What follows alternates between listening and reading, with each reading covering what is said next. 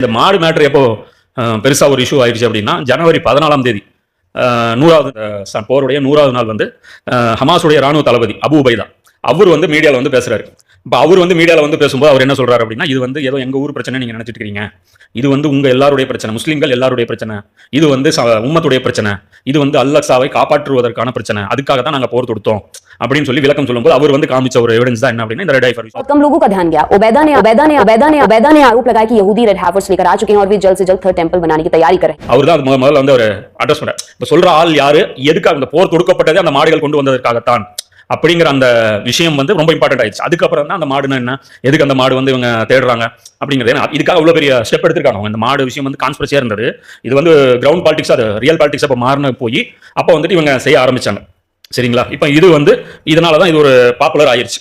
இப்ப இந்த 3ஆம் கோயில் வந்து கட்டுவாங்களா இல்லையா, அதுக்கான முன்னெடுப்புகள் தான் இது. அதுல வந்து